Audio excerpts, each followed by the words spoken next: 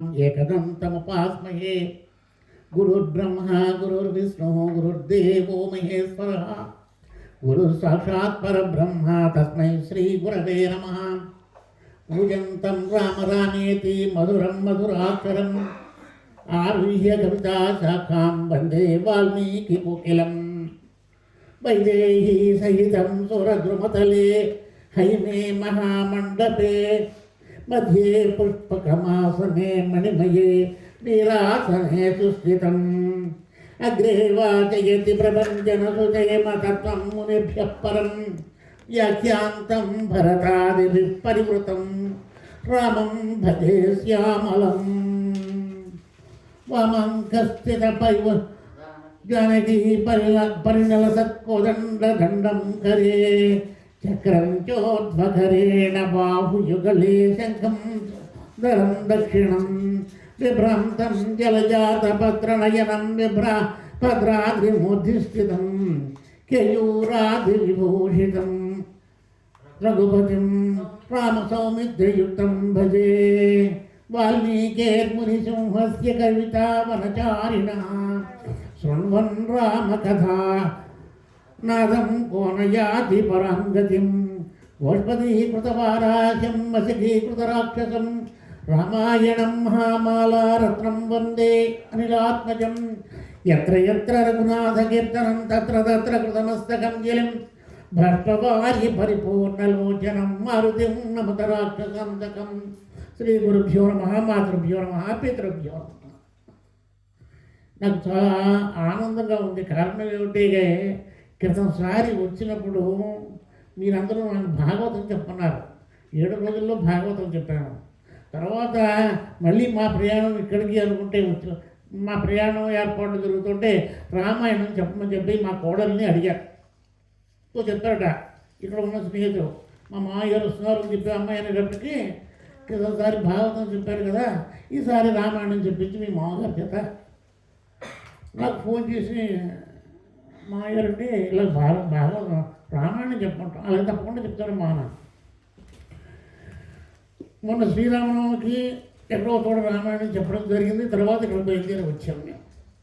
నాకు ఈ అదృష్టాన్ని కలగజేసినందుకు మీ అందరికీ కూడా నేను మరొకసారి ధన్యవాదాలు చెప్పుకుంటూ ఈ రామాయణం ప్రారంభిస్తాను. ఈ రామాయణము అనేటువంటిది మనం గతంలో భాగవతం చెప్పుకుంటే వ్యాస మహర్షి రాసినటువంటి భాగవతాన్ని ఒక్క పోతన గారు తప్ప ఎవ్వరూ కూడా తెలుగులోకి రాయలేదు. అయితే వాల్మీకి మహర్షి రాసినటువంటి రామాయణాన్ని తెలుగులో చాలామంది రాశారు. గోనబుద్ధారెడ్డి రాశాడు, తర్వాత మొల్లారెడ్డి ఆవిడ ఒక ఆవిడ రాసింది, నండూరి కృష్ణమాచారి గారు రాశారు, విశ్వనాథ సత్యనారాయణ గారు రాశారు, అందరూ రామాయణం రాశారు. ఈ విశ్వనాథ సత్యనారాయణ గారు రామాయణం రాస్తుంటే ఎవరో నా పోటీగా అడిగారట, రామాయణాన్ని తెలుగులో చాలామంది రచించారు కదా, మరి మీరు ఎందుకు రామాయణం రాస్తున్నారు? రామాయణ కల్పవృక్షం రాశారు ఆయన, మీరు ఎందుకు రామాయణ కల్పవృక్షం రాస్తున్నారు అంటే, నిన్న అన్నం తిన్నాం, మొన్న అన్నం తిన్నాం, అంత క్రితం అన్నం తిన్నాం, ఇవాళ అన్నం తింటున్నాం, రేపు అన్నం తింటాం. ఇక అమ్మాయి ఏం కొత్తలేదు కదా. ఇది వంకాయ కూర ఇంట్లో ఇల్లాలి వంకాయ కూర రోజు వండితే మనం ఇబ్బంది పడితే రోజు వంకాయ కూరైనా అంటాం, కానీ అన్నానికి మాత్రం అంటామా? అన్నానికి అన్నం. అలాగే రామాయణం కూడా ఎన్నిసార్లు విన్నా రామాయణం వినాలనిపిస్తుంది, ఎన్నిసార్లు విన్నా. అయితే ఈ రామాయణం అంటే వేదవేద్యే పరే పుంసి జాతే దశరథాత్మజ వేద ప్రాచేతసా ఆసీత్ సాక్షాత్ రామాయణాత్మన. వేదములు సాక్షాత్తుగా నడిచి వచ్చాయి. వేదాలకి ప్రధాన శ్రీ మహావిష్ణువు. వేదాలు ఎప్పుడైతే భూమి మీదకి నడిచి వచ్చాయో వేదాలతో పాటుగా శ్రీ మహావిష్ణువు కూడా వస్తాడు. అతను ఎలా వచ్చేట? సాక్షాత్ రామాయణాత్మన వేదాలు. రామాయణము అనేటువంటి పేరుతోటే వేదాలు భూమి మీదకి వచ్చాయి. పుంస్తే దశరథాత్మజే, దశరథ మహారాజుగా ఏక కుమారుడైనటువంటి శ్రీరామచంద్ర ప్రభు ఉన్నారు చూసారా, ఆయన రామాయణం వచ్చాడు. ఎప్పుడైతే వేదాలు వచ్చాయో వేదాలతో పాటుగా రాముడు వచ్చాడు. రాముడు ఎవరు? దశరథాత్మజం. తర్వాత ఉండదు ఏమిటంటే ఈ రామాయణం అనేటువంటిది ప్రతి ఇంట్లోనూ ఉండవలసినటువంటి గ్రంథం. ఒక్కసారి రామాయణంలో ఒక్క శ్లోకం చదివినా చాలు మన పాపాలన్నీ కూడా పోతాయి. ఒక సాక్షాత్తు ఈ రామాయణంలో మారీచుడు అనేటువంటి ఒక రాక్షసుడు ప్రతిరోజు కూడా రామనామాన్ని పారాయణ చేస్తూ ఉండేవట. ఇది ఎందుకు పారాయణ చేస్తున్నాడు, రామనామాన్ని ఎందుకు జపం చేస్తున్నాడు అంటే మీకు అరణ్యకాండలో చెప్తాను. రాక్షసుడు రామనామాన్ని ఎందుకు జపిస్తున్నాడు? మోక్షం పొందాడు. అతడు రాముడిని చంపడానికే ప్రయత్నం చేశాడు ఒకనొక సమయంలో. కానీ రాముడికి ఉన్నటువంటి క్షమాగుణం వల్ల అతన్ని వదిలేశాడు ఆ మారీచుడిని. అదంతా కూడా మనకి అరణ్యకాండలో వస్తుంది. అయితే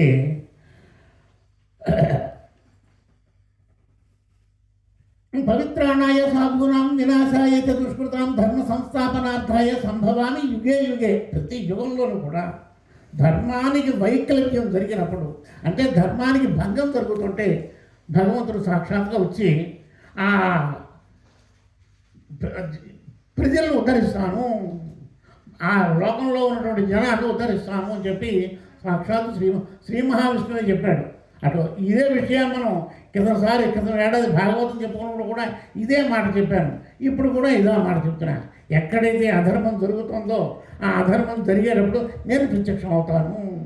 ఎవరైతే అధర్మం చేస్తున్నారో వాళ్ళని నాశనం చేసి మీకు శాంతి కలిగినట్లుగా చేస్తాను అని శ్రీ మహావిష్ణువే చెప్పాడు. సరే, మొట్టమొదట రామాయణం వాల్మీకి మహర్షి రాశాడు. అసలు వాల్మీకి మహర్షి ఎవరు అంటే, ఈ వాల్మీకి మహర్షి గురించి చెప్పారు కదా ఇందాక మీకు, రామాయణం అనేక మంది రాశారు. అనేక రూపాలు కల్పించేసి దాంట్లో వాల్మీకి మహర్షి రాశాడు అని చెప్పేశారు. మరి ఆధారం ఏది అంటే వాల్మీకి మహర్షి రచించినటువంటి రామాయణమే మనకి ప్రధాన ఆధారం. ఇష్టం వచ్చినట్టుగా రామాయణాలు రాసేశారు. మనకి చెప్పుకోకూడని మాట ఏమిటి అంటే, ఒక మాట చెప్తాను, ముందు ఆవిష్కారం చేస్తాను. విశ్వనాథ సత్యనారాయణ గారు రామాయణ కల్పవృక్షం రాశాడు. చాలా అద్భుతమైనటువంటి రచన. అదే సమయంలో ముప్పాళ్ళ రంగనాయకమ్మ గారు అని చెప్పి ఆవిడ ఏం చేసింది అంటే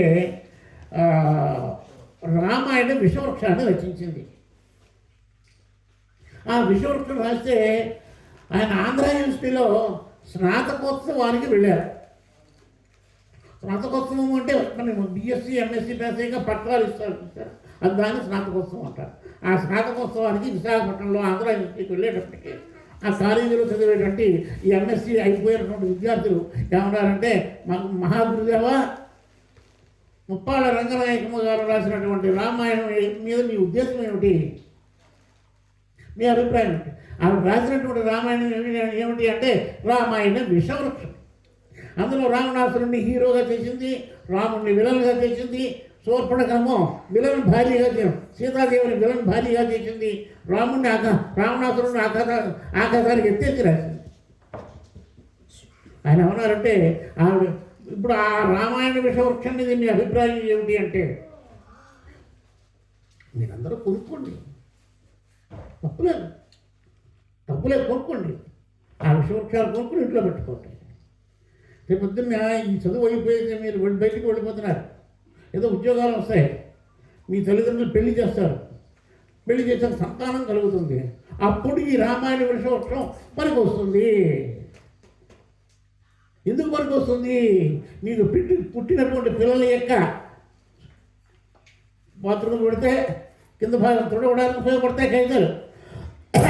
మరి అప్పుడు ఈ నాప్కిన్లు ఇవి కాగితాలు లేవు కదా అన్నారు విశ్వనాథ సత్యనారాయణ గారు. ఇంకో చోట మలయవాసుని గారు చెప్పి ఆవిడ జానపద రామాయణం రాసింది. అంటే మీకు రామాయణం గురించి చెప్పాలంటే చెప్పాలి. మీ పొద్దున్న ఎక్కడైనా ఇలాంటి విషయం వినేటప్పటికీ ఎక్కడో హైదరాబాద్ నుంచి రాజమండ్రి నుంచి ఒక ఆయన వచ్చారు, ఆదిత్య భగవాన్ ఫాదరు, ఆయన ఏమిటిలా చెప్పారేంటి ఇది రామాయణం గురించి లేని కూడా కబుర్లన్నీ చెప్పారు కదా పాట. ఆవిడ ఏం చేసిందంటే మలయవాసిని అనేటువంటి ఒక ఆవిడ ఇప్పుడిప్పుడే కాస్త ప్రచారంలోకి వస్తుంది. ఆవిడ జానపద రామాయణం రాసింది. నన్ను ఆ సాహిత్య సభకి నన్ను ఆహ్వానం చేశారు. నేను వెళ్ళాను విన్నాను. ఆవిడ పుస్తకం ఆవిష్కారం చేసి ఒక్కొక్క పుస్తకం ఒక్కొక్కరికి ఇచ్చింది.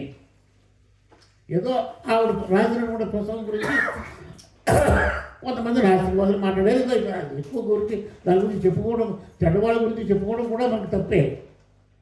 ఇంటికి వచ్చాక చూస్తే శూర్పణఖ సీతాదేవిని ఏమంది అంటే రావే సీత లంకకు పోదాం, రావే సీత లంకకు పోదాం అని చెప్పి అన్నట్టుగా ఆ మహానుభావురాలు రాసింది. ఆ పుస్తకం ఎప్పుడైతే నవ్వు 10 పేజీలో 20 పేజీలు చదివేటప్పటికి ఆ పుస్తకం బయటెట్టేశాను. నేను బయటపెట్టకుండా నా పుస్తకాలు నా లైబ్రరీలో పెట్టుకోలేదు, దూరంగా హాల్లో పెట్టాను. సరిగ్గా మా అబ్బాయి వచ్చాడు చూశాడు. నన్ను ఈ పుస్తకం ఇంట్లో ఎందుకు ఉంచావు అడిగాడు. ఏం చెప్పాలి సమాధానం? వాడు అప్పటికప్పుడు కోపం వచ్చి నా మీద కోపం వచ్చి ఆ పుస్తకం పట్టుకెళ్ళి కాలంలో పడేస్తాడు. ఇలా ఇష్టం వచ్చినట్టుగా రామాయణాన్ని రాశారు. ఎవరు కూడా రామాయణం ఇంకో విషయం ఇంకో ఆయన ఏమన్నా రాశారు అంటే రాముడు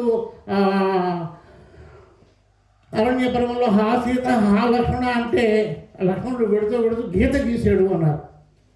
వాల్మీకి రామాయణంలో గీత గీయలేదు, లక్ష్మణుడు గీత గీయలేదు. ఇవన్నీ కూడా ఇష్టం వచ్చినట్టుగా రామాయణాన్ని తమకి ఎలా కావాలంటే అలా మార్చుకుని రాసేసారు. అది రామాయణం. కానీ మీరు ఎప్పుడు కూడా వాల్మీకి రామాయణం మాత్రమే మనకి ఆధారము, ఇంకో రామాయణం ఏది కూడా ఆధారం కాదు, అది గుర్తుంచుకోండి. అయితే ఈ వాల్మీకి మహర్షి గురించి కూడా కథలు అల్లేశాడు. పుట్టలోంచి వచ్చాడు కూడా వల్మీకము అంటే పుట్ట సంస్కృతంలో ఆ పుట్టలోంచి వచ్చాడు కాబట్టి వాల్మీకి అనేసారు. అంతా కూడా అబద్ధం. చెప్పారు కదా, ఇష్టం వచ్చినట్టుగా రచయితలు కావ్యాలు రాసేసి పుస్తకాలు రాసేసి ఆ విధంగా రాసింది. పుట్టలోంచి రాలేదు ఆయన తండ్రి పేరు ఎవరు అంటే కౌశికుడు, తల్లి సుమతి. ఆయన బ్రాహ్మణ వంశంలో గొప్ప పండితుడు. ఆయన గొప్పగా వేదాలను చదువుకున్నాడు. ఎవరి దగ్గరికి వెళ్ళి చెయ్యి చాచి అడగడం లేదు. ఆయన ఏం చేశాడు, సాధారణంగా అడవుల్లో వనవాసం చేసి విద్యార్థులకు వేదం చెప్పుకుంటూ బతికేవాళ్ళు ఆ దేశాన్ని పరిపాలించిన రాజుగారి యొక్క ప్రాపకంలో ఉంటారు. అలా వేద పాఠశాలలు ఆశ్రమాలు దొరుకుతూ ఉంటాయి. ఇది ఎవరికి కాదు. ఒకసారి ఆ రాజ్యంలో ఏమైందంటే విపరీతమైనటువంటి కరువు కాటకాలు ఏర్పడ్డాయి. ఎప్పుడైతే కరువు కాటకాలు ఏర్పడ్డాయో మరి ఎవరో వాళ్ళు పెట్టాలి కదా, వాళ్ళకి మీకు లేనప్పుడు నాకెవరు పెడతారు? నీకు తినడానికి తిండి లేదు, నాకు తినడానికి తిండి లేనప్పుడు నేను ఎలా దాన ధర్మాలు చేయగలను? అందుచేత ఆ కౌశికుడు సుమతికి పుట్టినటువంటి అగ్నిశర్మ తల్లిని తండ్రిని భార్య బిడ్డలను తీసుకుని అడవులకు వెళ్ళిపోయాడు. అయితే ఈ వాళ్ళ కుమారుడి దగ్గర ఉన్నటువంటి ఒక చెడ్డ లక్షణం ఏమిటి అంటే చదువు అవ్వలేదు. తండ్రి సంధ్యావందనం చేశాడు, వేదాలు నేర్పించాడు, కానీ సరిగ్గా నేర్చుకోలేదు. తామస గుణం, సాత్విక గుణం ఏమాత్రం కూడా లేదు, తామస గుణం ఉంది. తామస గుణం అంటే కాస్త క్రూరమైనటువంటి మనస్తత్వం. తల్లిదండ్రులు తీసుకుని అడవులకు వెళ్ళిపోయాడు. అక్కడ దొరికినటువంటి కందమూలాలు పట్టుకొచ్చి ఇస్తూ ఉండేవారు. పట్టుకొచ్చేవాడు. తల్లిని తండ్రిని భార్యని పెంచేవాడు. నెమ్మదిగా అక్కడ ఉన్నటువంటి దొంగలతోటి సహచర్యం జరిగింది, సహవాసం కలిగింది. ఆ అడవుల్లో కొంతమంది దొంగలు ఉన్నారు. దారి మట్టు వెళ్ళేటువంటి బాటసారుని దోచుకుని వాళ్ళతోటి స్నేహం ఏర్పడింది ఈ అగ్నిశర్మకి. సరే అయ్యేటప్పటికి ఏం జరిగింది, ఒక రోజున సప్త ఋషులు ఆ దారి మట్ట పెడుతున్నారు. సప్త పెడుతుంటే ఈ అగ్నిశర్మ ఏం చేశాడంటే వాళ్ళు ముందుకు వెళ్ళి ఆగండి, మీ దగ్గర ఉన్న అటగా పెట్టండి అని చెప్పి వాళ్ళని అటకాయించాడు. అటకాయిస్తే వాళ్ళు అందులో అత్రి మహర్షి అని సప్తర్షుల అత్రి, అగస్త్యుడు, విశ్వామిత్రుడు, భరద్వాజుడు, జమదగిరి, మొత్తం 7 ఋషులు. వాళ్ళు మనసుగా అలా సంచారం చేస్తూ ఉంటారు. లోకక్షేమం కోసం యజ్ఞాలు యాగాలు చేస్తూ ఉంటారు. వాళ్ళు అడిగి అటకాయించేటప్పటికి ఆ అత్రి మహర్షి ఏమన్నాడంటే, నాయన ఎవరు నువ్వు అంటే, నేను ఇలాగా కౌశికుడు సుమతి యొక్క కుమారుని, ఇంకా నాకు ఏ దారి లేక దొంగతనాలు చేస్తున్నాను, దారి దొంగలు చేస్తున్నాను అంటాడు. బాగానే ఉంది, బాగానే ఉంది. మా దగ్గర ఉన్నటువంటి మేము సప్తఋషులు మా 7 దగ్గర ఏమున్నాయంటే దండకమండలాలు తప్ప ఏమీ లేవు. సరే నువ్వు చెప్పినట్టుగా ఇక్కడ పెట్టేస్తున్నాను, నువ్వు తీసుకో. కానీ ఒక్క విషయం మిమ్మల్ని అడుగుతాను, నువ్వు దోసుకుని ఇంటికి పట్టుకెడుతున్నావు కదా, తల్లిని తండ్రిని పోషిస్తున్నావు, భార్యని పోషిస్తున్నావు కదా, నువ్వు ఎవరైనా కొద్దిగా ఎదురు తిరిగితే చంపేస్తున్నావు కదా. ఒకసారి ఇంటికి మేము అక్కడికి వెళ్ళాం, అబద్ధం అడవలసిన పని లేదు. ఒకసారి ఇంటికి వెళ్ళి నీ తల్లిని తండ్రిని భార్యని అడుగు, దీనివల్ల నీకు పాపం వస్తుంది, నాకు వచ్చేటువంటి పాపాన్ని మీరు పంచుకుంటారా? మరి అగ్నిశర్మ తప్పు చేస్తున్నాడు కదా, తప్పు చేయడం వల్ల పాపం వస్తుంది కదా.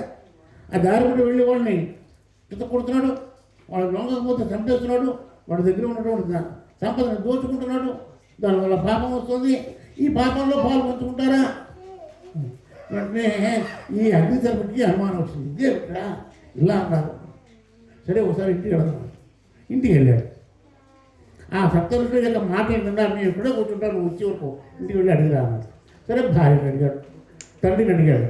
తండ్రిని అడిగితే నాయన మమ్మల్ని మేము వృద్ధులు అయిపోయాము, మమ్మల్ని పెంచవలసినటువంటి బాధ్యత నీదే, మరి నీ బాబాలు మేము ఎక్కడ పంచుకుంటాం అని తండ్రి అన్నాడు. తల్లి అంది. భార్యని అడిగాడు, ఏమమ్మా ఇవాళ మరి నీ చేసినటువంటి పాపాల్లో పాలు పంచుకుంటాడు గొడవయా, చేసిన పాపాలు నేను ఎందుకు పంచుకుంటాను? నాకు నన్ను మా నాన్నగారు నీకు ఇచ్చి పెళ్లి చేశారు, నన్ను పెంచవలసిన బాధ్యత నీదే. అప్పుడు కళ్ళబడి నీళ్లు గారి అగ్నిశర్మకి తిరిగి వచ్చాడు. అయ్యా నేను చేసినటువంటి పాపాల్లో నా తల్లి కానీ తండ్రి కానీ నా భార్య కానీ పాలు పంచుకోన్నారు, వాళ్ళు ఏం చేయమంటారు అన్నాడు. అప్పుడు అత్రి మహర్షి ఏం చేశాడంటే, ధ్యానం చేసుకో, భార్యని తల్లిదండ్రులని వదిలే ధ్యానం చేసుకోమన్నాడు. వాళ్ళ నాటిని పట్టుకుని అడవిలో 13 సంవత్సరాల పాటు తదేక దీక్షగా ధ్యానం చేసుకున్నాడు. అతను ఏ ఋషి గురించి కానీ, ఏ భగవంతుడి గురించి కానీ, విష్ణువు గురించి కానీ, రాముడి గురించి కానీ, కృష్ణుడి గురించి కానీ, వినాయకుడి గురించి కానీ, శివుడి గురించి కానీ చెప్పలే. ధ్యానం చేసుకో అంటే, ధ్యానం చేసుకో అంటే కళ్ళు మూసుకొని ఆ దృష్టి ఆ నిమీలిత నేత్రుడై ఆ దృష్టిని ముక్కు యొక్క చివరిని చూసుకుంటూ ధ్యానం చేసుకోవడం. ఇంకా ఏ దేవుడిని పూజించాడు. అలా ధ్యానం చేసుకుంటుంటే అతనికి చుట్టూరా పుట్టలు వచ్చేసాయి. కంగారు పడకండి, మేస్తారు ఏదో చెప్తున్నారు అనుకోకండి. మరి వాల్మీకి గురించి చెప్పుకున్నాం, మనం రామాయణంలో పడదాం అనేటప్పటికీ మళ్ళీ 13 ఏళ్ళ తర్వాత సప్తఋషులు తిరిగి వచ్చారు. ఆ పుట్టంతా ఎలా ఉంది అంటే కాంతివంతంగా తేజోరూపంతో ఉంది. వాళ్ళు ఆశ్చర్యపోయారు, ఏమిటా అని దగ్గరికి వచ్చి లోపల అగ్నిశర్మ ఉన్నాడు. వాళ్ళు కమండలాల్లో ఉన్నటువంటి నీటిగా ఆ పుట్ట మీద తెలియబడిగా అందులోకి దివ్యమైనటువంటి కాంతితోటి ఆ ధ్యానం యొక్క గొప్పతనం వల్ల, అత్రి మహర్షి చేసినటువంటి ఉపదేశం వల్ల, ఆ దివ్యమైనటువంటి ధ్యానం వల్ల శరీరం అలాగే ఉండిపోయి బయటకు వచ్చాడు. అప్పుడు కొంతమంది ఏమంటారు అంటే, రామ రామ రామ అని చెప్పి నువ్వు జపం చెయ్యి, రామ అనలే మరా మరా మరా మరా మరా అని చెప్పి అన్నాడు అంటే అది కాదు, అంతా ఉట్టిది, ధ్యానం చేశాడంతే. మనం ఒకసారి భాగవతం చెప్పినప్పుడు ప్రహ్లాదుడు ఏం చేశాడు? ధ్యానమే చేశాడు, ఎవరిని పూజించలేదు.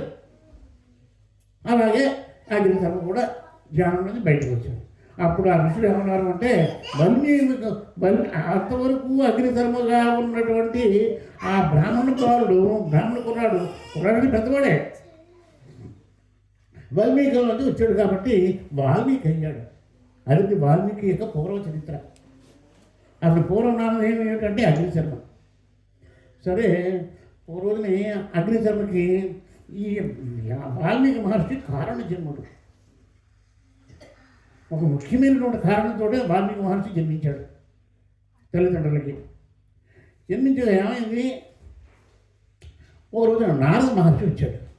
వాల్మీకి వచ్చి, మహానుభావ అన్నప్పటికీ ఈ వాల్మీకి మహర్షి తన యొక్క శిష్యుడితోటి ఒక ఆశ్రమం నిర్మించుకుని అక్కడే ఉంటున్నాడు.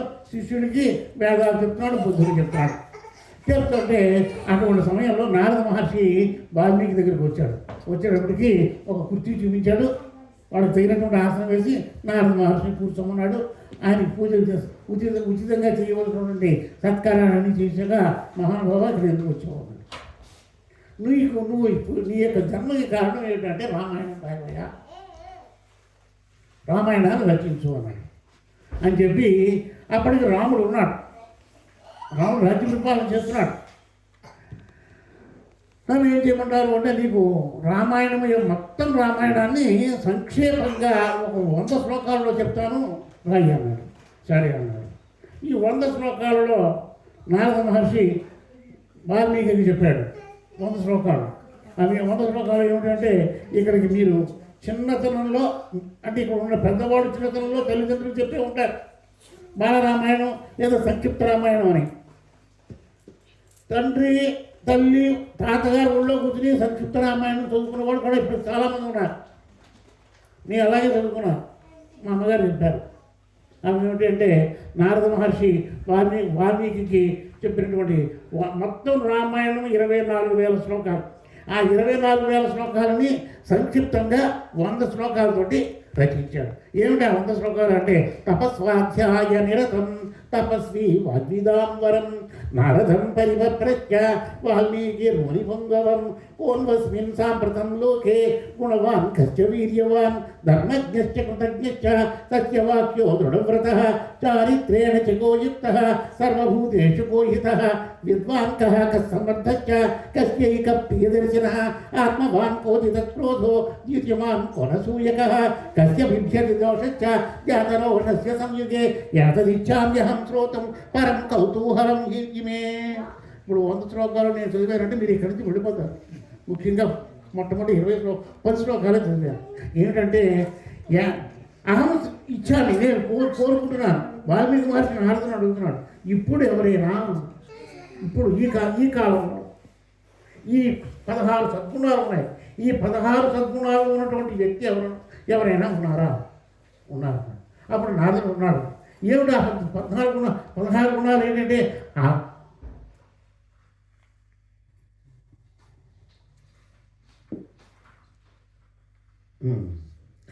కోన్వస్మిన్ సాంప్రతంలో గుణవాన్ వీర్యవాన్ 2 ధర్మజ్ఞశ్చ 3 కృతజ్ఞ లెక్కలు మీరు మళ్ళీ నేను 1 లెక్క కృతజ్ఞశ్చ సత్యవాక్య దృఢవ్రత చారిత్రేణ సర్వభూతేషు గోహితః విద్వాన్ సమర్థశ్చ కశ్చై ప్రియదర్శనః ఆత్మవాన్ కోజితః క్రోధః ద్యుతిమాన్ కోనసూయకః కస్య బిభ్యతి దేవాచ జాతరోషస్య. ఈ 16 లక్షణాలతో ఉన్నటువంటి వాడు ఎవరైనా ఉన్నారా అని వాల్మీకి మహర్షి నారదుడు అడిగాడు.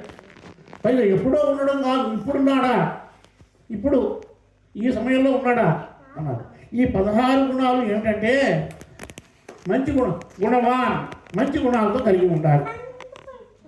నేను మిమ్మల్ని ఒక్కడే కోరుతాను, ఈ వాల్మీకి మహర్షి నారదుడిని అడిగేటువంటి 16 లక్షణాలు, ఇటువంటి లక్షణాలు ఉన్నటువంటి మహానుభావుడు ఎవరైనా ఈ లోకంలో ఉన్నాడా? ఇప్పుడే ఉండాలి. ఎవరైనా ఉన్నారా? మీరు మనసులోనే ఆలోచించుకోండి. ఇటువంటి మనకి ఒక్క గుణం ఉన్నా కానీ మనం గొప్పవాడు ధన్యులం అవుతాం.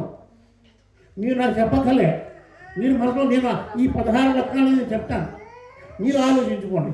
ఒక్క లక్షణం, అన్ని లక్షణాలు ఉంటే మహానుభావులే అవుతాం. 1 లక్షణమో 2 లక్షణాలు 3 లక్షణాలు చెప్తాం. అది మీరే ఆలోచించుకుని మీరే నిర్ణయించుకోండి, నాకు ఎవరు కూడా చెప్పక్కలే. గుణవాన్ మంచి గుణములు కలిగి ఉండాలి. మంచి గుణాలు కలిగి ఉండడం అంటే చెడు గుణాలు ఉండకూడదు, ఎదురువాడికి అపకారం చేయకూడదు. గుణవాన్ వీర్యవాన్ గొప్ప పరాక్రమం కలిగి ఉండాలి. అంటే పరాక్రమం కలిగి ఉండడం అంటే పూర్వకాలంలో యుద్ధాలు జరిగేవి కాబట్టి పరాక్రమం కావాలి. ఇప్పుడు యుద్ధాలు జరగవు. ఏమిటి పరాక్రమం కావాలి? ఏదైనా పని చేసినప్పుడు సామర్థ్యం కావాలి. అక్కడ యుద్ధం చేసినప్పుడు సామర్థ్యం అంటే పరాక్రమం అంటాం. ఇక్కడ మీరు ఉద్యోగంలో వెళ్ళాక డెడికేషన్, ఏదో వాళ్ళు జీతం ఇస్తున్నారు కదా, మనం ఏదో చేద్దాం, అవి ఎప్పుడు ఏదవుతుందా, ఎప్పుడు ఇంటికి వెళ్ళిపోదామా అనేటువంటి భావం కాదు. ఈ పని చేస్తే కానీ వెళ్ళడానికి వీల్లేదు. ఆ లక్షణం. తర్వాత వీర్యవాన్ గొప్ప పరాక్రమవంతుడే ఉండాలి. ఈ పరాక్రమవంతుడు అంటే ఎవరు? చక్రాయుధంతో శత్రువుని చంపడం కాదు, తాను కూడా బాణప దెబ్బలు తినాలి. మనకు కృష్ణావతారంలో కృష్ణుడు ఒక్క బాణప దెబ్బ తిన్నాడా? మనం భాగవతం చెప్పుకున్నాం కదా, కృష్ణుడు ఎవరైనా బాణంతో కొట్టారా? కొట్టలేదు. బలి చక్రవర్తిని అంతం చేసినప్పుడు శ్రీ మహావిష్ణువు వామనావతారం ధరించినప్పుడు ఆ వామనుడు ఒక బాణప దెబ్బ తిన్నాడా? తినలేదు. నృసింహస్వామి హిరణ్యకశిపుడు సంహారం చేసినప్పుడు నృసింహావతారం ధరించాడు శ్రీ మహావిష్ణువు. ఒక దెబ్బ తిన్నాడా? తినలేదు. కానీ రాముడు తిన్నాడు. శరీరం అంతా తూటు పడిపోయింది. రావణాసు యుద్ధకాలంలో చెప్తాను మీకు ఈ విషయం. రాముడికి ఎటువంటి దెబ్బలు తగిలేయవు. ఎందుకు దెబ్బలు తగిలే? అందరూ ఏమనుకుంటారంటే రాముడు దేవుడు కాదు అంటారు. ఆ మాట నేను చెప్పకూడదు ఇక్కడ.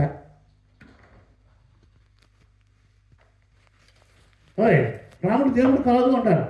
రాముడు దేవుడు అని చెప్పి ఎప్పుడు మీరు అనుకుని ఈ రామాయణం చదవకండి. అది కూడా మీకు వివరంగా చెప్తాను. కత్తికోట్లు పడాలి, రక్తం ఏరులే పారాలి, శత్రువుల మీద విజయం సాధించాలి. అది వీర్యవాన్ ధర్మజ్ఞ. ధర్మం తెలుసుకుని ఉండాలి. ధర్మం ఇక్కడ చిన్న మీకు చిన్న మాట చెప్తాను. మరి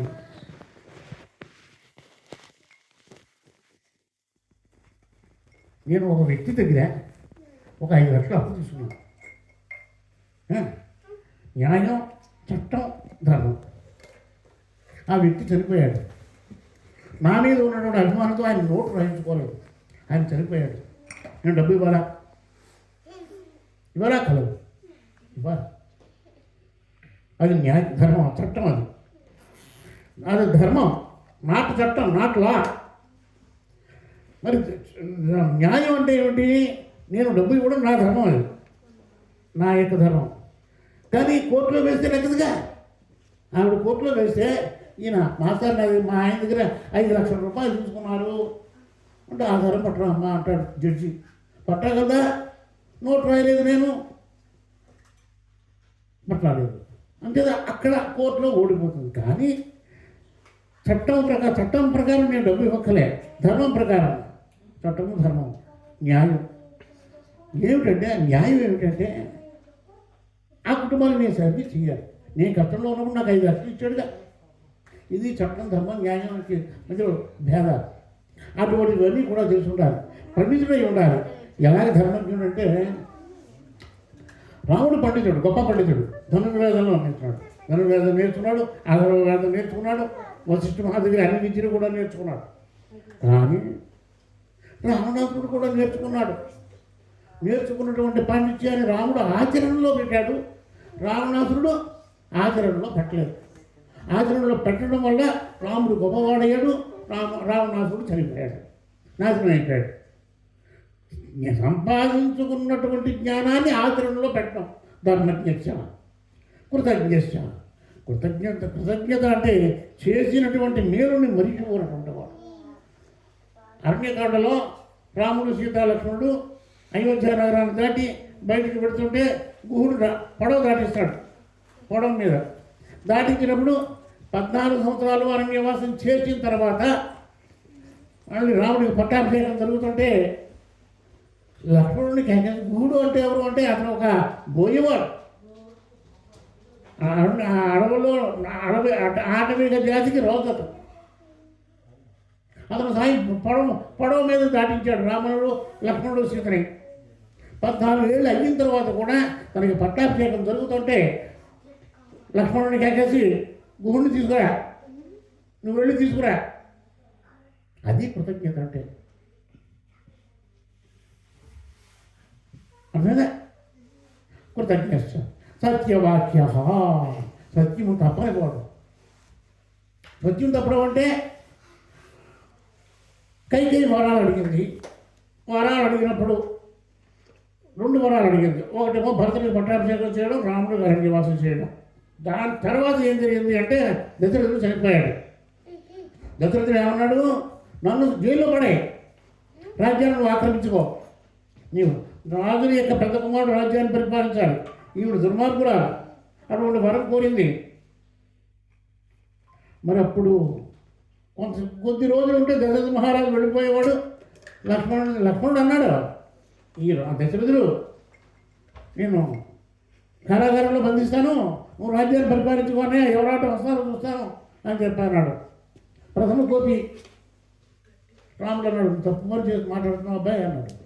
మరి అక్కడ చిన్న మాట మాట్లాడితే అసత్యం సత్యం అయిపోతుంది, ఎవరు కూడా కాదనరు అన్నాడు. వశిష్ఠుడు కానీ, జాబాలి కానీ, సుమంతుడు వాళ్ళ మంత్రి కానీ, రాజ్యంలో ఉన్నటువంటి పౌరులు కానీ రాముడిని మాకు వద్దు, ఎందుకంటే తండ్రిని జైల్లో పడేసాడు అని అనరు. కానీ ఇక్కడ సత్యానికి నిలబడ్డాడు. మీ ముందు ఒక్క విషయాన్ని ఆవిష్కృతం చేస్తాను. రామ అయినం, మనం చెప్పుకున్నది రామ అయినం, రామ అయినం, రామాయణం. సంవత్సరానికి ఉత్తరాయణం దక్షిణాయనం కదా. ఉత్తరాయణం 6 మాసాలు, దక్షిణాయనం 6 మాసాలు. 6 మాసాలు అయితే ఈ రాముడికి రామాయణం అనే పేరుకి వచ్చిందంటే సత్యము ధర్మం మీద బతుకున్నంతకాలం ఆయన అవతారం పూర్తి అయ్యే వరకు సత్యాన్ని ధర్మాన్ని పాటించాడు. ఆ రెండు పాదాలతోటి అతను రాజ్యాన్ని 11,000 సంవత్సరాల రాజ్యాన్ని పరిపాలించాడు. రెండే, అందుకే రామ అయ్యనమ్మ. రామాయణానికి ఇంకా చాలా పేర్లు ఉన్నాయి. సీతాయ చరిత్రం, సీతాదేవి యొక్క చరిత్రని, పౌరస్య వధ అని చాలా పేర్లు. అందులో ఒక పేరు రామాయణం. రామాయణం అర్థం కూడా జరుగుతుంది. సరే అయిపోయింది.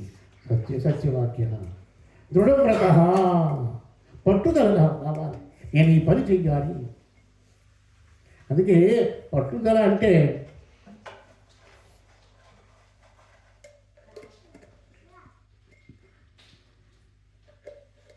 ఆరంభింపరు నీచమానవులు, ఆరంభించి పరిస్థితులు మధ్యములు, ధీరులు విగ్ర నిహన్యమానులకు నృత్యోత్సాహములై ఒక కార్యాన్ని ఆరంభించాలి. మూర్ఖులు ఆరంభించి మధ్యలో వదిలేస్తారు, మధ్యము. కానీ ఎన్ని కష్టాలు పడినా కానీ అనుకున్నటువంటి కార్యాలు నిర్వర్తిస్తారు ఉత్తముడు. ఇది నేను చెప్పింది కాదు, భర్తృహరి సంస్కృతిలో నీతి సుభాషితాలు రాస్తే దాన్ని ఏనుగు లక్షణం కవి ఈ పద్యాలు చెప్పారు. ఈ వీళ్ళ యొక్క లక్షణాలు ఏమిటి అన్నప్పుడు ఇక్కడ దృఢవ్రత, పట్టు విడిచిపెట్టకూడదు. అటువంటి వాడు ఎవరైనా ఉన్నారా? చారిత్రేణ చెకోయుక్త, చరిత్రలో గొప్ప చరిత్ర కలిగినటువంటి వాడు. అంతేకాదు సర్వభూతేషు కోహిత, అన్ని జీవుల ఎడ దయ కలిగినటువంటి వాడు. అన్ని జీవుల ఎడ అంటే అరణ్యవాసంలో జటాయువు చచ్చిపోతుంది. రావణాసుడితో యుద్ధం చేసి రావణాసుడు రెక్కలు నరికేశాడు, కింద పడిపోయింది. ఆవిడికి దహన సంస్కారాలు చేశాడు రాముడు. ఇంచేత సీతాదేవి యొక్క జాడ మొట్టమొదట అరణ్యకాలంలో మీకు వచ్చినప్పుడు చెప్తాను. సీతాదేవి యొక్క జాడని మొట్టమొదటి రాముడికి లక్ష్మణుడికి చెప్పింది ఎవరు అంటే జటాయువు. ఏమిటి ఇలా రెక్కలు దిగిపోయిందని చెప్పి దగ్గరికి వెళ్ళి చూసినప్పటికీ అప్పుడు చెప్తుంది జటాయువు, రావణాసుడు ఎత్తిపోయాడు, నేను రావణాసుడితో యుద్ధం చేశాను అని చెప్పాడు. ఆవిడికి దహన సంస్కారాలు చేశాడు రాముడు. తర్వాత ఆ సముద్రాన్ని దాటినప్పుడు భారతి వెళ్తుంటే వాడు చేసేటువంటి పనిని చూసి ఉడత ఆ సముద్రంలో ఒకసారి మొలగడం, ఒడ్డు మీదకి రావడం, తను నడ్డిగా ఉంటున్నటువంటి ఆ ఇసుకను మళ్ళీ సముద్రంలో దొరకడం. దానివల్ల సముద్రానికి వంతెన కట్టడం అవుతుందా? ఇది దూరం నుంచి చూశాడు శ్రీరాముడు. దాన్ని పట్టుకుని ఒళ్ళో పెట్టుకుని దాని అడ్డి మీద రాశాడు. దాని అడ్డి మీద ఇలా పన్నాడు. అందుకే ఉడతకి ఇప్పటికీ నడి మీద రాముని యొక్క చారికలు ఉంటాయి. సర్వభూతేషు, సమస్తమైనటువంటి జీవులు ఎట్లా, ఒక మానవుల పట్లే కాదు, సమస్తమైన జీవుల పట్ల దయగలిగినటువంటి వాడు ఎవరు ఉన్నారు? సర్వభూతేషు కోహిత విద్వాంక, పైగా పండితుడై ఉండాలి, సమర్థుడై ఉండాలి. ఆత్మవాన్ కోజిత ప్రియదర్శన, ప్రియదర్శన అంటే చూడడానికి చాలా అందంగా ఉండాలి. వంశామోహన రూపాయ, ఆ మునులు రాముడిని చూసి అనుకున్నారట, ఆహా నేను మునుడైపోయాను, అతడు మగవాడైపోయాడు, అతడు స్త్రీ అయితే నేను వివాహం చేసుకుంటూనే అని మునులు అనుకునేవారట రాముడిని చూసి. వంశామోహన రూపాయ, ఆ మనుషులను, ఆ మానవులను కూడా మోహించేటువంటి అందమైనటువంటి స్వభావం రూపం ఉన్నటువంటి వాడు రాముడు. అపారమైనటువంటి ధైర్యం కలిగినవాడు, జితక్రోధ, క్రోధాన్ని జయించిన వాడు. క్రోధాన్ని జయించిన వాడు అంటే అర్థం ఏంటంటే, అర్థం ఏమిటి అంటే అరణ్యవాసానికి బయలుదేరుతున్నారు. ఆ లక్ష్మణుడు ఏం చేస్తాడంటే ఈ మందరాన్ని చంపేస్తానంటాడు. రాముడు అడ్డగిస్తాడు, తప్పు, నువ్వు చంపకూడదు. ఆవిడ అలా అడగడం ఆవిడ ధర్మం అవుతుంది. ఆవిడ అడిగింది, అలా చంపేస్తానంటాడండి. జిత క్రోధ, క్రోధాన్ని జయించిన వాడు. ఇంకా ఏమిటట, ద్యుతిమాన్, మంచి వర్చస్సు కాంతి కలిగిన వాడు. అనసూయ, అసూయ లేనటువంటి వాడు. అటువంటి వాడు ఎవరైనా ఉన్నారా అని అనేటప్పటికీ ఈ రాముడు మొత్తం 100 శ్లోకాల్లో సంక్షేమ రామాయణాన్ని నారదుడు వాల్మీకి చెప్పాడు. ఈ వాల్మీకి చెప్పినటువంటి రామాయణాన్ని మనసులో మననం చేసుకుంటూ అక్కడ సమీపంలో ఉన్నటువంటి తమ సారథి ఒడ్డుకి వెళ్ళాడు స్నానం చేయడానికి, తన శిష్యుడైనటువంటి భరద్వాజుడు. అక్కడ సప్తఋషుల్లో భరద్వాజుడు ఒక ఋషి ఉన్నాడు, అతను కాదు, ఈ భరద్వాజుడు వేరు. ఆ భరద్వాజుడిని తీసుకుని ఆ మధ్య స్నానానికి వెళ్ళాడు. స్నానం చేస్తూ యాదాలాపంగా అక్కడ చెట్టు ఉంటే ఆ చెట్టు కొమ్మ మీద చూశాడు. అక్కడ 2 క్రౌంచ పక్షులు ఉన్నాయి. ఆ క్రౌంచ పక్షులు ఏమిటి అంటే అవి మిథునంలో ఉన్నాయి. ఒక ఆడపక్షి, మగపక్షి. అటువంటి పక్షులను చూసి ఒక బోయేవాడు ఏం చేశాడంటే బాణం పుచ్చుకుని మగపక్షిని కొట్టేశాడు. అవి సంసారంలో ఉన్నాయి, మైథున కార్యక్రమంలో ఉన్నాయి. ఆ విధంగా ఉన్నటువంటి ఆ క్రౌంచ పక్షుల్లో మగ పక్షిని ఈ బోయేవాడు కొట్టాడు. దాంతో ఈ వాల్మీకి మహర్షికి కోపం వచ్చింది. కోపం వచ్చి ఏమన్నాడు, మానిషాద ప్రతిష్టాం అగమస్తీసమ ఎక్రౌంచ మిథునాద్యేకం అవధి కామోహితం. నువ్వు కామంతో ఉన్నటువంటి ఆ పక్షులలో ఒక మగ పక్షిని నువ్వు చంపావు. పాపం మగపక్షి ఎప్పుడైతే నేల కూలి బాణపు దెబ్బ తగిలి కూలి నేల మీద పడిపోయిందో ఆ ఆడపక్షి కిందకి వచ్చి తన భర్త యొక్క ఆ శవం ప్రాణాలు పోయినటువంటి ఆ పక్షి చుట్టూ గిరగిరా తిరుగుతూ ఏడుతూ ఉంటాడు. దాని బాధను చూశాడు వాల్మీకి మహర్షి. ఇతను క్రౌంచ మిథునాది ఏకము అవధి కామమోహితం, కామమోహితంగా ఉన్నటువంటి ఒక పక్షుడు నీ బాణంతో కొట్టావు. మానిషాదా, నువ్వు సుఖంగా ఉండవు, కానీ శపించవచ్చు.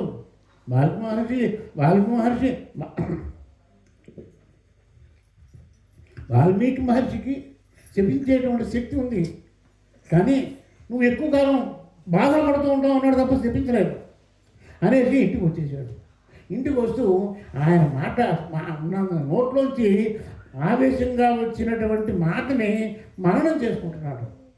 మననం చేసుకుంటుంటే ఏం జరిగిందంటే భరద్వాజుడిని అడిగాడు, ఎలా బాబు ఈయన మాట నాకు ఛందస్సులో అనిపిస్తుంది. ఛందస్సు అంటే పద్యాల యొక్క గణాలు అవి ఉంటాయి. దీన్ని అనుష్ఠుప్ ఛందస్సు అంటారు. మొత్తం రామాయణం అంతా కూడా అనుష్ఠుప్ ఛందస్సులో ఉంటుంది అనుకున్నాడు. మా బోయేవాడిని ఏ విధంగా అయితే తను దూషించాడో ఆ మాటలే వస్తున్నాడు. అయ్యో నేను వాల్మీకిని మహర్షిని అనవసరంగా వాడిని నిందించానే, వాడు అనవసరంగా నిందించాడు, ఇంచేత నిందిస్తే తాను చేసుకున్నటువంటి తపస్సులో కొంత భాగం వ్యర్థమైపోతుంది. అందుకే ఎవరిని కూడా తిట్టరు వాళ్ళు అని చెప్పారు. అదే సమయంలో బ్రహ్మగారు వచ్చారు.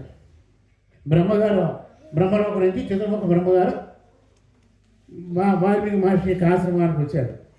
వచ్చినప్పటికి ఆయనకి ఒక సింహాసనం ఒక పీట మీద కూర్చోమన్నాడు, అర్ఘ్యపాద్యాలు ఇచ్చాడు, షోడశోపచారంతో పూజించాడు. అప్పుడు బ్రహ్మగారు ఏమన్నారంటే, వాల్మీకి మహర్షి నీవు నోటి ముట్ట వచ్చి నుంచి పడుకుంటున్నావు, అది శ్లోకమే, శోకము కాదు. శోకంతో వచ్చిన కానీ అది శ్లోకం, అది అనుష్ఠుప్ ఛందస్సు, నువ్వు మొత్తం రామాయణాన్ని కూడా వచ్చావు అన్నాడు. సరే అన్నాడు వాల్మీకి మహర్షి. ఆ తర్వాత కొంతకాలం పరమశివుడి గురించి తపస్సు చేశాడు వాల్మీకి. తపస్సు చేసిన తర్వాత రామాయణం రాయడం ప్రారంభించాడు. ఈ రామాయణం గురించి నారద మహర్షి చెప్పాడు చూసారా ఈ వాల్మీకి. అప్పటికి ఒక విషయం చెప్తాను మీకు, అప్పటికి రామాయణం జరిగిపోయింది. ఈ జరిగిపోయిన విషయాలంతా కూడా బ్రహ్మగా నారదుడు చెప్పాడు. ఆ రాముడు వచ్చిన తర్వాత లంకలో రావణాసురుడు సంహరించాక అగ్ని ప్రవేశం చేసిన తర్వాత అయోధ్యకు వచ్చిన తర్వాత ఎవరో అన్నటువంటి ఒక చాకలవాడు అన్నటువంటి మాటలు పట్టుకొని రాముడు ఏం చేశాడంటే అరణ్యవాసానికి మళ్ళీ సీతాదేవిని పంపాడు. ఇది ఎందుకు పంపాడు? ఓ పురుషుడు కదా, మానవుడు కదా, ఎందుకు పంపాడు? తప్పు కదా, కడుపుతో ఉండు వాడిని పంపాడు అంటే వాళ్ళు అలా అదేం చూడరు. వాళ్ళు ప్రజలు చెడ్డ పేరు రాకూడదు.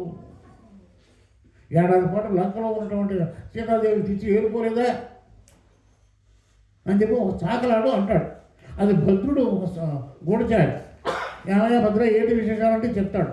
లక్ష్మణుడు ఏకేసి సీతాదేవిని తీసుకెళ్ళి వాల్మీకి ఆశ్రమంలో వదిలే అంటాడు. వాల్మీకి అప్పుడు నారదుడు చెప్పిన తర్వాత నారదుడు ఏమని చెప్పాడు? 100 శ్లోకాలలో ఒక శ్లోకం దగ్గరికి వచ్చినప్పుడు ఏం జరిగిందంటే,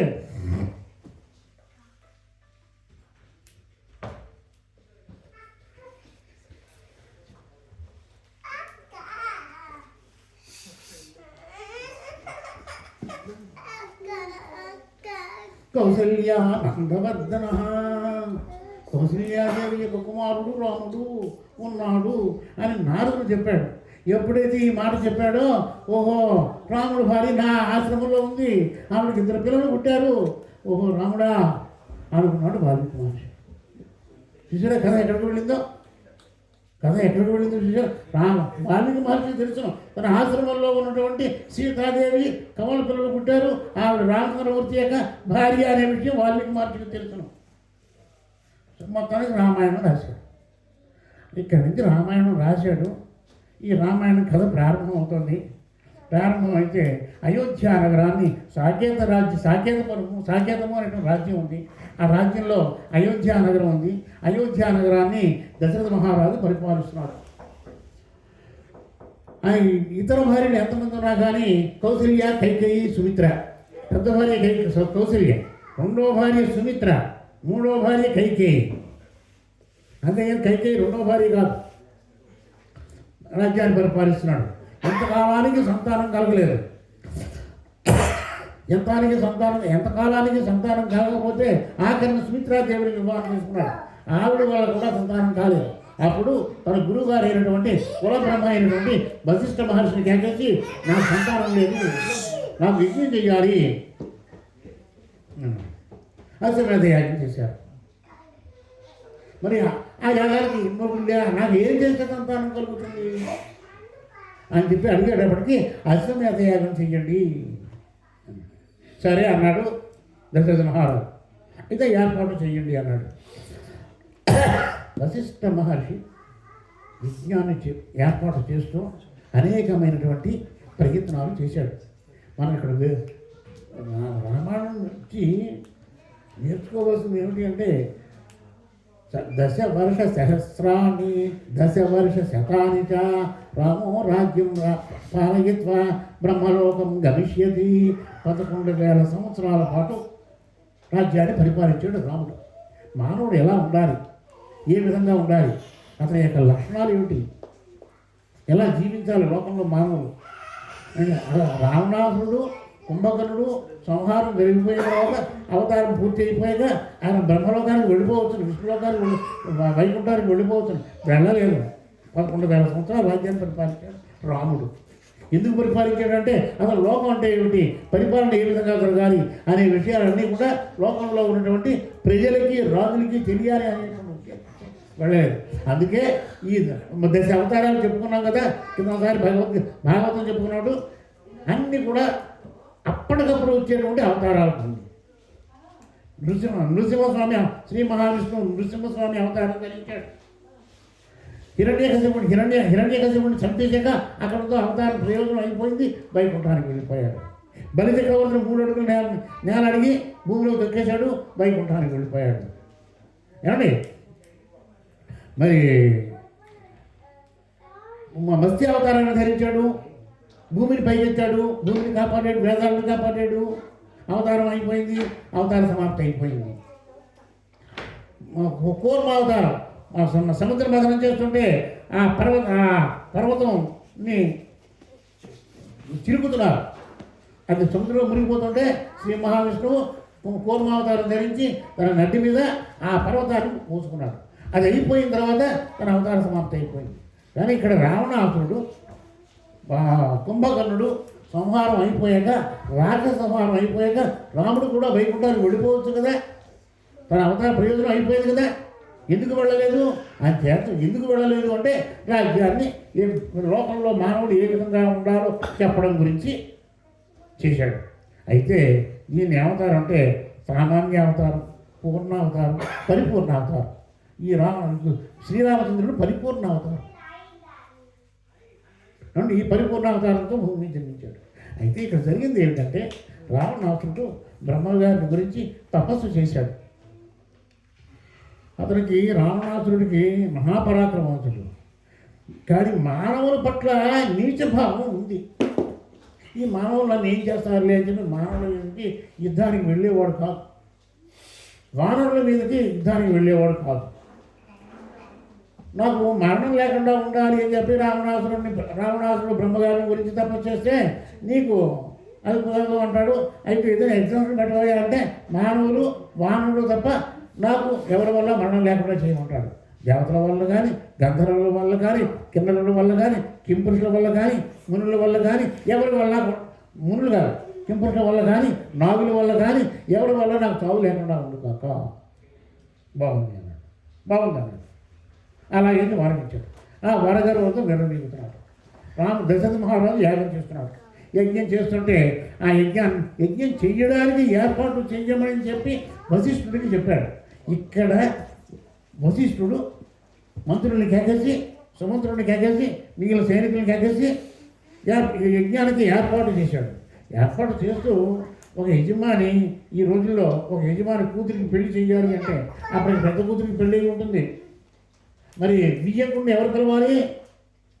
ఎవరినో పంపించి మా బ్రాహ్మలో వాళ్ళు రెండో అమ్మాయి వివాహం చేసుకుంటున్నారండి, పెళ్లికి రమ్మన్నారండి, అది శుభలేఖ మొహమ్మ పడేస్తే ఆయన పెళ్లికి వస్తాడా? రాడు. ఎవరెవరిని ఏ విధంగా పిలవాలి రామాయణం చదివితే తెలుస్తుంది. ఒక ఇంట్లో యాగానికి ఎంత చెప్పాడంటే ఎవరెవరిని ఎలా పిలవాలో వశిష్ఠ మహర్షి చెప్పాడు. సుమంత్రుడు ఏమంటారంటే నువ్వు ప్రత్యేకంగా కేకేరాజు దగ్గరికి వెళ్ళి, ఆయన కేకేరాజు అంటే కౌశల్యాదేవి యొక్క తండ్రి, కైకేయాదేవి యొక్క తండ్రి.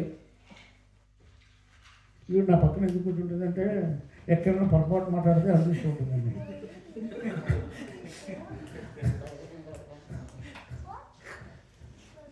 ఏమండి ఆ కైకేయ తండ్రి కేకేయ మహారాజు, ఆయన పిలవడానికి వశిష్ఠ మహర్షి ఏం చేశాడంటే మంత్రిని పంపించాడు. మనం పిలవడం అంత మర్యాదగా పిలవాలి, అంత మర్యాదగా వచ్చిన వాళ్ళకి వాళ్ళ యొక్క తాహత్తుకి తగినట్టుగా వాళ్ళకి నివాసం ఏర్పాటు చేయాలి, భోజనాలు ఏర్పాటు చేయాలి. అది ఎవరు రమణ మహర్షి ఆశ్రమంలో భోజనాలు పెడుతుంటే ఆ రమణ మహర్షి ఏమన్నాడంటే ఆ దూరం నుంచి పల్లెటూరు నుంచి వచ్చినటువంటి వాళ్ళని వెనకాల వరుసలో కూర్చోబెట్టారట. అధికారులు ఐఏఎస్ ఆఫీసర్లు ముందు వరుసలో కూర్చున్నారు భోజనాలకి. రమణ మహర్షి అన్నట్టే వాళ్ళు ఎందుకు కూర్చోబెట్టలేదు ముందురా అంటే వాళ్ళు అన్నం తింటుంటే వాళ్ళ పిల్లలు తిట్టి తిడతారు, ముగ్గు జీవుడు కారుతుంది, ఉచ్చలకు వస్తారు, ఇది మన అధికారులు ఎవరైనా చూస్తే అసహ్యంగా ఉంటుంది. లేదు, వాళ్ళ ముందు కేటాయండి, ముందు వరుసలో కూర్చోబెట్టండి. అలాగే దశరథ మహారాజు అశ్వమేధ యాగానికి పిలవడం అలాగే పిలిచాడు, వచ్చిన వాళ్ళకి భోజనాలు కూడా అలాగే పెట్టారు. ఇక్కడ భోజనాల దగ్గరికి వచ్చేటప్పటికి నేను ఎవరిని విమర్శించట్లేదు. ఎవరు బాగా డబ్బున్న వాడు భోజనాలు పెడుతుంటాడు కూతురు పెళ్ళికి, అసలు క్యాటరింగ్ పెడతాడు వాడు. సమీజాకి అర్జునుడు రెండు చేతులతోటి బాణాలు వేసేస్తాడు చూసారా, అలాగా వీడు ఈ గరిటతో ఈ చేయి, ఈ ఎడ చేతితో ఇంకోటి భోజనానికి కొట్టామా సంస్కారం ఉండదు కదా వడ్డం చేసేవాడు, అలా భోజనాలు పెట్టేస్తాడు. నా పొట్టుగాడికి ఏదో అందులో ఆవిడ వేశారు, నా పొట్టుగాడికి ఇంకో ఆవిడ తిందాం అనుకుంటే మనం వెళ్ళలేము, అంత రష్గా ఉంటుంది. దశరథ మహారాజు యజ్ఞం చేస్తుంటే భోజనాలు పెడితే ఎలా వర్ణించాడు, ఇంచుమించుగా 100-150 శ్లోకాల్లో భోజనం యొక్క వర్ణనే జరిగింది. ఈ విధంగా జరిగింది.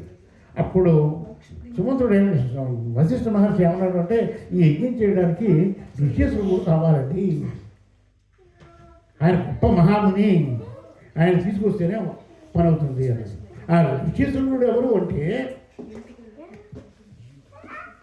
భాగవతంలో సుఖమహర్షి ఎలాంటి వాడో రామాయణంలో ఋషీశ్వరుడు అలాంటి వాడు.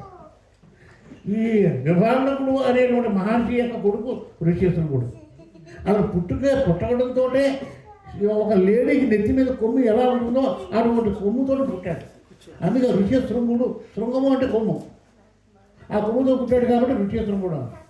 ఆ ఋషీశృంగుడు ఎవరు అంటే ఎటువంటి వాడు అంటే లోకంలో మానవుల్ని ఎప్పుడూ కూడా చూడలేదు. స్త్రీ పురుషులు వేరువేరుగా ఉంటారని తెలియదు. అటువంటి ఋషీశృంగుడిని తీసుకురమ్మన్నాడు. తీసుకొస్తే నీ ఇక్కడ యజ్ఞం సఫలం అవుతుంది అన్నాడు. మరి ఎవరు పెడతారంటే మేము వెళ్ళం అన్నారు. లోపల అక్కడ అయోధ్య నగరంలో ఉన్నటువంటి ఆ ఋషీశృంగుడి గురించి ఇంకొంచెం లోతుకి వెళ్ళి చెప్పుకోవాలి అంటే రోమహర్షుడు చెప్పు రాజుగారు ఉన్నారు. ఆ రాజ్యంలో కరువు కట్టగాలు ఏర్పడ్డాయి, వర్షాలు పడట్లేదు.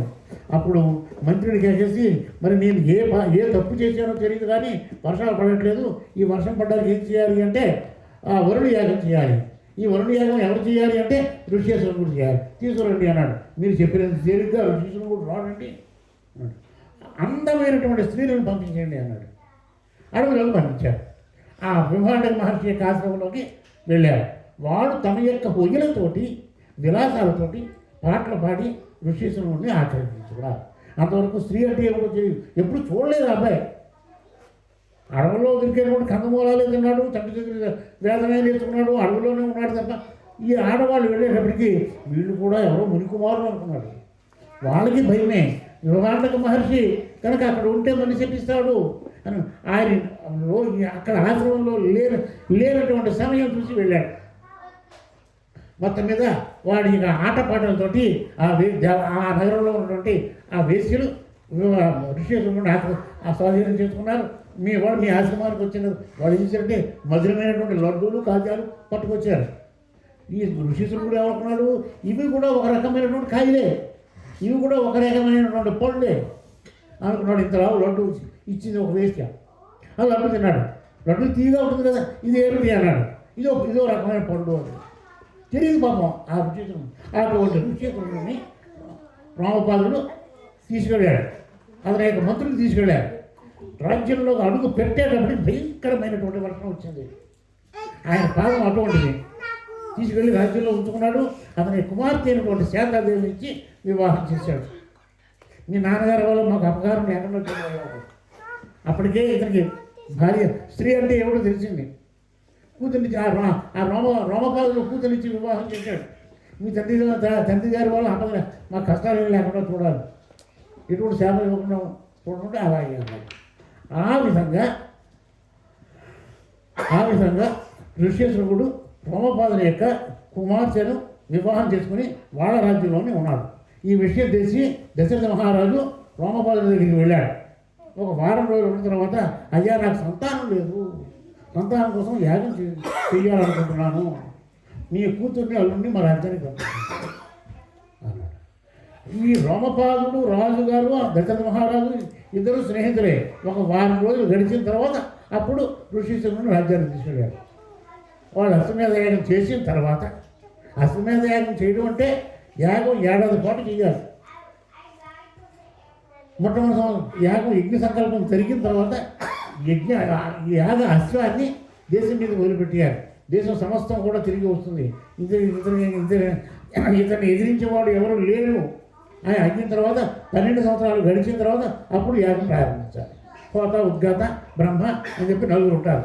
వాళ్ళు యజ్ఞం చెయ్యాలి. యజ్ఞం చేశారు. తర్వాత యజ్ఞ పాత్ర వచ్చింది. అందులోంచి యజ్ఞ పురుషుడు అవతారం చేశాడు. అవతారం చేసిన తర్వాత అతను ఏం చేశాడంటే ఒక పాయస పాత్రను తీసుకొచ్చాడు. పాయస పాత్రను తీసుకొచ్చి తన యొక్క భార్యను అతను ఏమన్నాడు, నన్ను దేవతలు పంపించారు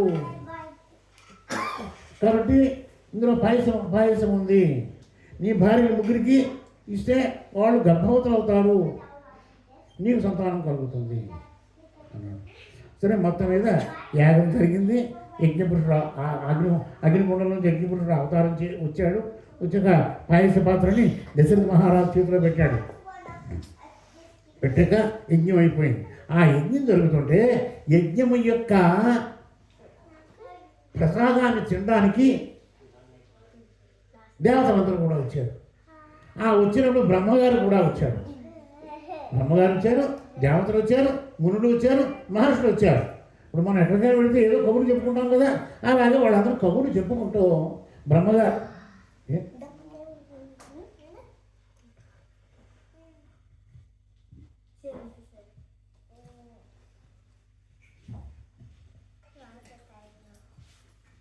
కబుర్లు చెప్పుకుంటూ ఏం చేశారంటే ఆ దేవతలు, మునులు, ఋషులు అందరూ కూడా బ్రహ్మగారిని ఏమయ్యా రావణాసురుడు తపస్సు చేశాడు, వరం ఇచ్చేసావు, ఇప్పుడు మేము చచ్చిపోతున్నాం, మేము అతను చంపేవాడు ఎవడు లేడు, చంపేవాడు ఎవడు లేడు, ఎలాగ మమ్మల్ని భరించమంటావు అని చెప్పి బ్రహ్మగారిని అడిగారట.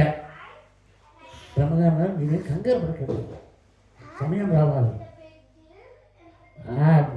నీ ఇచ్చిన వరంలో కూడా చిన్న లిటిగేషన్ ఉంది. నరులు వానరు, వీడి వల్ల భయం లేదు కాబట్టి వీడి వల్లే సావాలి, ఈ మానవుల వల్ల కోతుల వల్ల సావాలి అని చెప్పి బ్రహ్మగారు చెప్తున్నారు. ఆ యజ్ఞం యొక్క ప్రసాదాన్ని తినాలి అనుకునేటువంటి సమయంలో వైకుంఠం నుంచి శ్రీ మహావిష్ణువు దిగాడు. అప్పుడు వీళ్ళందరూ కలిసి శ్రీ మహావిష్ణువుని అడిగారు, మహానుభావ భూలోకంలో ఆగడాలు ఎక్కువైపోయాయి, రావణాసురుడు ఎవరిని బతకనివ్వడం లేదు, ఎవరైనా యజ్ఞం చేస్తుంటే అందులో రక్తాన్ని పూస్తున్నారు, మాంసాన్ని పూస్తున్నారు, బలమూత్రాలు ఇస్తున్నారు, యజ్ఞం ధ్వంసం చేసేస్తున్నారు అనేటప్పటికీ ఆ శ్రీ మహావిష్ణువు ఏమన్నాడంటే కంగారు పడకండి, అతని యొక్క ఆగడాలన్నీ కూడా చివరికి వచ్చేసాయి, నేను మానవుడిగా జన్మిస్తా. ఎవరికి జన్మిస్తాను? దశరథ మహారాజుకి కొడుకుగా, ఈయనకి కొడుకుగా పుడతాను అంటే ఆ కుటుంబాన్ని తీసుకున్నాడు శ్రీ మహావిష్ణువు. ఇంకా లోకంలో రాజులు లేరా, ఒక దశరథ మహారాజుని ఎందుకు ఎంచుకున్నాడు అని ఒక్కసారి ప్రశ్న వేసుకుంటే దశరథ మహారాజు వంశంలో ఇక్ష్వాకు అనేటువంటి వాడు ఉన్నాడు. ఇంతగా ఇక్ష్వాకు అనే రాజు ఉన్నాడు. అతను శ్రీ మహావిష్ణువు కులదైవంగా ఎంచుకుని పూజలు చేస్తున్నాడు.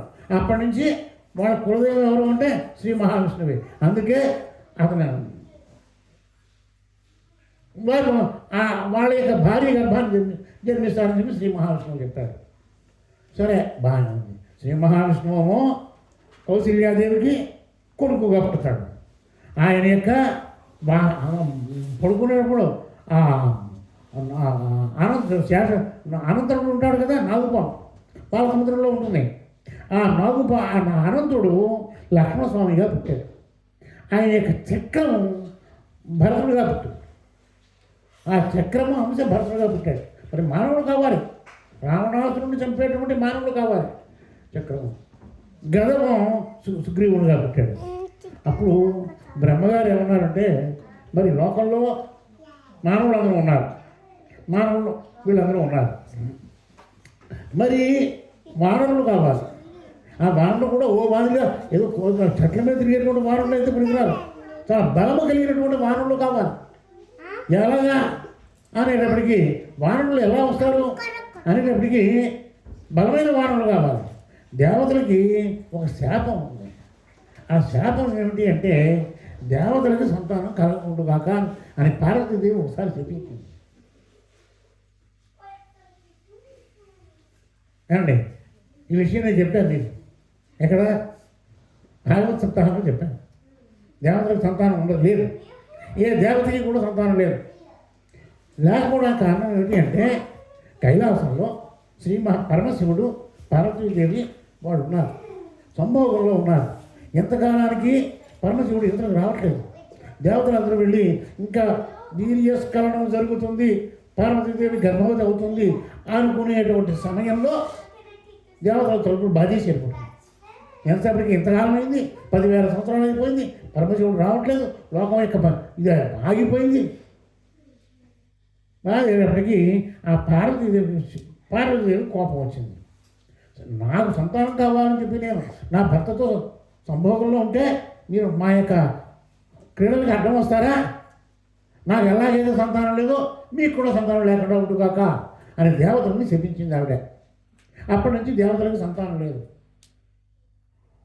అప్పుడు బ్రహ్మగారు ఏమంటున్నారు అంటే, శ్రీ మహావిష్ణువు మానవుడిగా జన్మిస్తున్నాడు కదా, శ్రీరామచంద్రుడిగా అని చెప్పి అని బ్రహ్మగారు ఏం చేశారంటే, మీరు మీ యొక్క అంశాలతోటి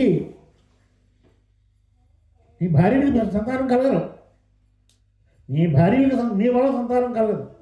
కాబట్టి మీరు ఏం చేయాలి, మీ యొక్క అంశాలతోటి జీవులు చేయండి అన్నాడు. వానరులు ఉత్పత్తి చేయండి అన్నాడు. ఉత్పత్తి చేయండి అంటే చేశారు. ఎవరట? బ్రహ్మగారి యొక్క అంశతోటి జాంబవంతుడు పుట్టాడు. తర్వాత ఇంద్రుని యొక్క అంశతోటి వాలి పుట్టాడు. సూర్యుని యొక్క అంశతోటి సుగ్రీవుడు పుట్టాడు. బృహస్పతి యొక్క అంశతోటి పారుడు పుట్టాడు. అశ్విని దేవతల యొక్క అంశతోటి ద్వివిధుడు మైందుడు పుట్టాడు. అగ్ని యొక్క అంశంతో నీరుడు పుట్టాడు. తర్వాత వరుణుని యొక్క అంశతోటి సుశేరుడు పుట్టాడు. పర్జన్యుడు అంటే మేఘాలు. ఈ పర్జన్యుని యొక్క అంశతోటి శరభుడు పుట్టాడు. విశ్వకర్మ యొక్క అంశతోటి నీరుడు పుట్టాడు. ఆ నీరుడు ఇంజనీరు, సివిల్ ఇంజనీరు చదువుకున్నాడు, బీటెక్. ఎందుకు చెప్పారు ఈ మాట? ఎందుకు చెప్పారు అంటే, రేపు పొద్దున్న లంకకి వెళ్ళాలి. వానరులు, రాముడు, లక్ష్మణుడు, కోటాను కోట్ల వానరులు సముద్రం మీద వారధి కట్టుకుని లంకకి వెళ్ళాలి. రావణ సంహారం జరగాలి. ఈ సముద్రం మీద వంతుని కట్టాలంటే మాటలా. అప్పుడు ఆ సముద్రుడే అంటాడు, నీలో విశ్వకర్మ కొడుకు ఒకడున్నాడు, విశ్వకర్మ యొక్క అంశతో పుట్టినటువంటి వాడు నీరుడు. అతను రాయి వేస్తే, అతను నీళ్ళు తలుచుకుని రాయి వేస్తే రాయి మొలగదు. ఆ విధంగా అతను సముద్రం మీద వంతుని కట్టేయగలడు అంటాడు. అలాగా అశ్విని విశ్వకర్మ యొక్క అంశతోటి నీరుడు పుట్టాడు. వాయువు యొక్క అంశతోటి హనుమంతుడు పుట్టాడు. ఇదే కాకుండా లోకంలో ఉన్నటువంటి మహామునులు, ఋషులు వాళ్ళు కూడా ఏం చేశారంటే, వాళ్ళ యొక్క అంశాలని అప్సరస ప్రవేశపెట్టి ఇంకా లాంగోను ఏంటి కోతులు, కొండముచ్చులు ఇలా అనేక రకాలైనటువంటి వానరుల్ని పుట్టించారు. వీళ్ళందరూ కూడా ఒక్కొక్క పర్వతాన్ని చేత్తు పైకి ఎత్తేస్తారు. అటువంటి బలపరాక్రమాలు కలిగినటువంటి వానరుడు. ఆ విధంగా రావణ సంహారం కోసం రామ లక్ష్మణ భరత శత్రుఘ్నులు వానరులు జన్మించారు. ఈ విధంగా రామ లక్ష్మణ భరత శత్రుఘ్నులకి పుట్టారు, వానరులు పుట్టారు. ఇంకా ఇవాళకి స్వస్తి చెప్పుకున్నాం. స్వస్తి ప్రజాభ్య పరిపాలయంతం న్యాయేన మార్గేణ మహిం మహి గోబ్రాహ్మణేభ్య శుభమస్తు నిత్యం లోకా సమస్తా సుఖినో భవంతు కాలే వర్షతు పర్జన్య పృథివీ సస్యశాలిని దేశోయం క్షోభరహితో అధనా సధనా సంతు జీవంతు శరదాం సతు మంగళం కోసలేంద్ర అవసర హారతి వెలిగించాలి. అపర్ణ ఇద్దరు అన్నీ మాట్లాడుతుంది. మంగళహారతి అయిపోయాక మనం సెలవు తీసుకుంటామండి.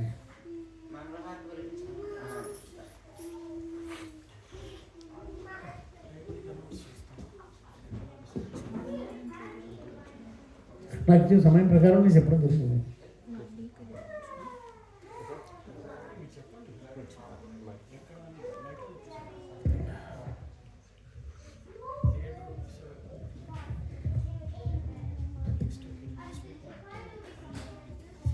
ఇక్కడ మీరు విదేశాల్లో ఉన్నారు కదా, నా లాంగ్వేజ్ మీరు ఫాలో అవుతున్నారా?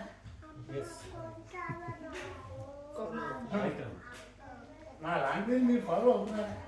అవట్లేదా?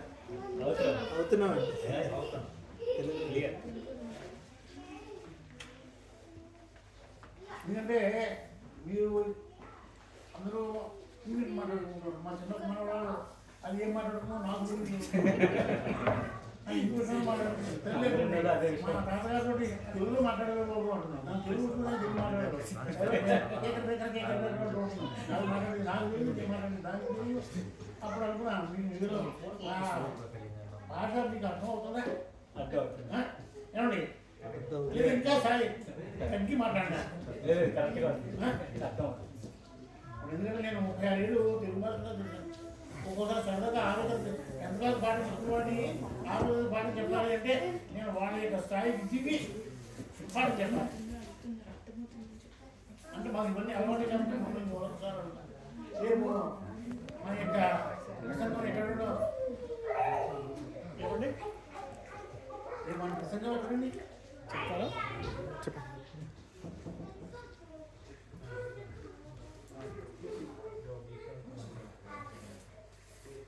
ఓకే, అందరికీ కూడా చిన్న మనం ఏమిటి అంటే వచ్చిన వాళ్ళు మనకి మీరు ఎక్కడో ఎలా దగ్గర పెట్టారు, ఇంత దూరం రావట్లేదు.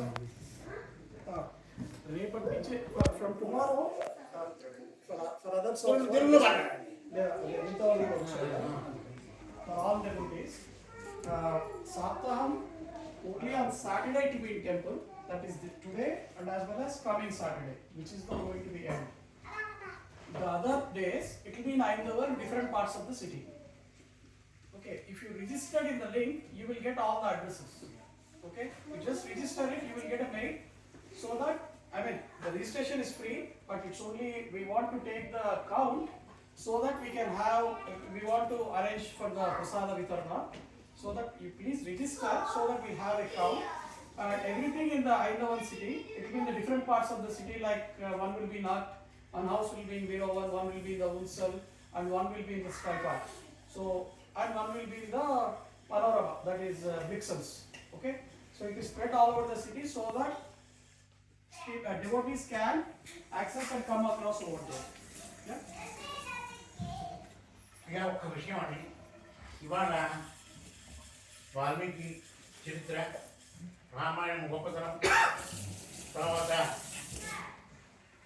నారదుని యొక్క ఉపదేశం, బ్రహ్మగారు రావడం, బ్రహ్మ ఉపదేశం ప్రకారం సూచన ప్రకారం వాల్మీకి మహర్షి రామాయణం ప్రారంభించిన తర్వాత ఇప్పుడు మనం రామాయణంలో వచ్చేసాం. ఇంకా మిగిలిన కథలు పక్కన పెట్టేసాం.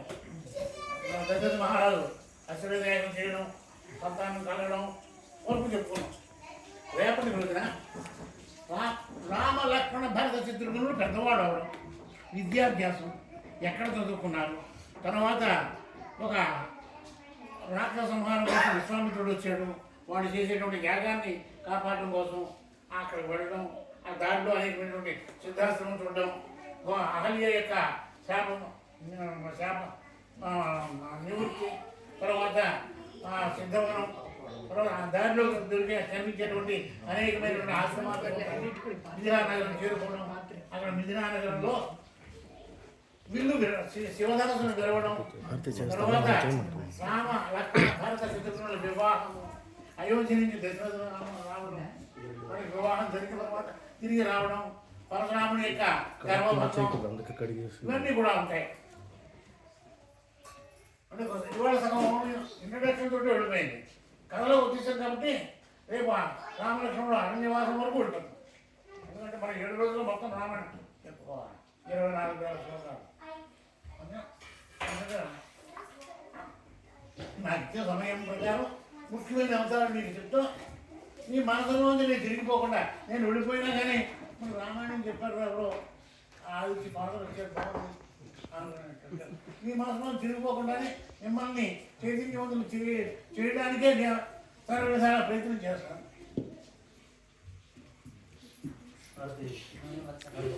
ఏమంటే